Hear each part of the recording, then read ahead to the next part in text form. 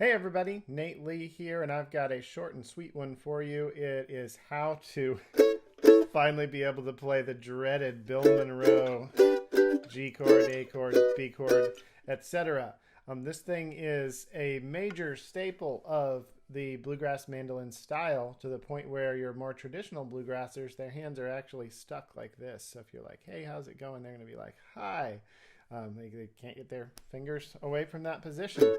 But for most of the rest of everybody, this chord either is something that it just makes you feel completely fearful, or just upset, frustrated, in denial, just a lot of things. But I'm going to show you how to make this chord easier. And in order to do that, we're going to move up the neck to where it's easier to reach. So let's go with B. This chord's used in B a lot. So if you've never tried this chord before, then what you're going to do is you're going to put your pinky on 11 of the G, ring finger on 9 of the D, index on 6 of the A, and middle on 7 of the E. And it'll sound like this. Now, it doesn't have to sound perfect, because most of the time that you use this chord, you're going to be chopping. There's a lot of room for error, but you do need your fingers to be on the correct frets, even if they're not making a perfect tone all of the time. Now, if you grabbed that and you're thinking, okay, that's great, you said it's going to be easier up the neck, I tried it and it's not, then don't worry, I'm going to help you. But before I show you the last little part of this that makes it easier, it's not going to make it easy, it's just going to make it easier. But go ahead and take a second and just tap that like button. It's an easy and free way for you to help out the channel, and also hit that subscribe button and the notification bell so that you don't miss any future videos. So here's how to make this chord easier. Is you've got to start by thinking about how your hand supports your fingers when you pick things up. So if I pick up this Starbucks cup right here, look where my thumb landed. Now, I wasn't thinking about it when I picked it up. This is just where it goes.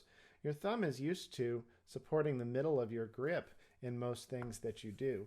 We need that when making most any chord and playing melody most of the time, and especially when making this chord. So that's the first thing, is thumb support. If you've already played this chord some and it goes okay, but it's not great, then that's the first thing you should try, is bring the thumb over to the middle of the grip. When you do that, the way you move your thumb is just by closing this joint a little bit. Brings the thumb over. Don't just try to lean it over like that, or it's going to end up sideways. Instead, just close that joint. That brings the thumb over. That's all it takes. A little bit of motion like that. We're aiming for the middle of the grip-ish. So I usually go for just a little bit north of the middle finger, a little bit that direction of the middle finger. And that's the first thing. So if you already knew this chord and it was just difficult, chances are good that's going to fix it. It may not fix it immediately, but it's probably going to fix it. Now, if you're thinking there's just no way I'm ever going to make this chord, everybody felt that way at first. Nobody just went straight to being able to do it and never thought it was difficult to do it at all. There are steps to getting to where you can play this chord effectively. And I've seen tons of people learn to play this chord who really thought they were never going to do it. I've seen people with very, very small hands learn to play this chord as well. You don't have to have as much reach as finesse. Now, is there somebody out there with hands too small to do this? Yeah, probably. It's probably not you. So don't worry, you can do this chord.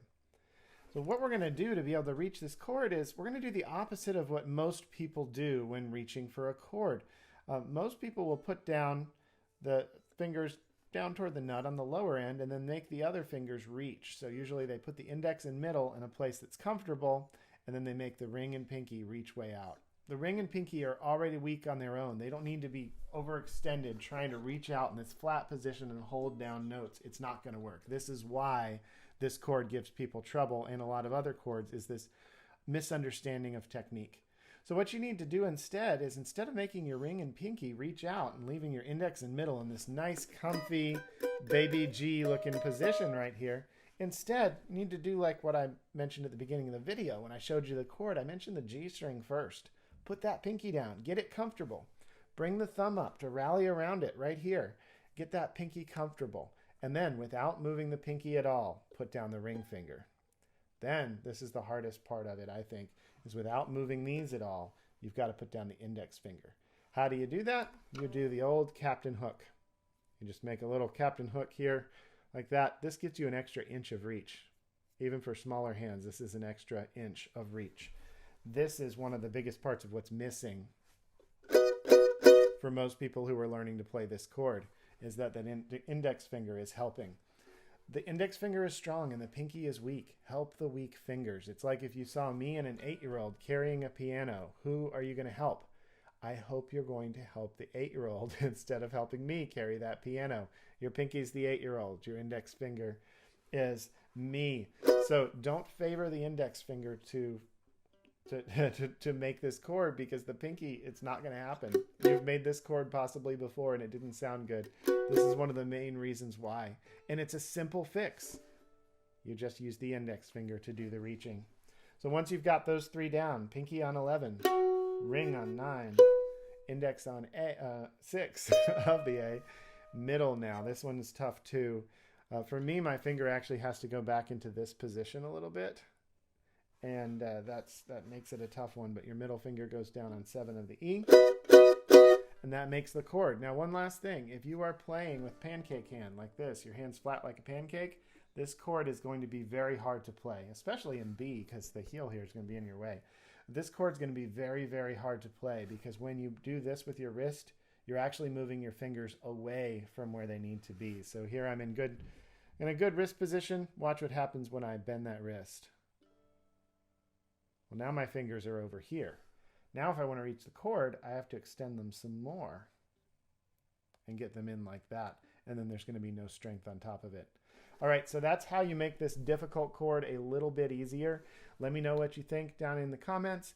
If you want to learn more about this, I did that Fantastic Chords and Where to Find Them course that you probably heard about in December. And that course is now available on video. You can buy that course and keep it forever. For most of you, it's probably a year's worth of material, and for less money than you might think for a year's worth of material. It's about the price of taking a lesson from me. And for those of you who play fiddle out there, I've got a course starting Monday, January 23rd. It is Fiddle Licks That Changed Everything.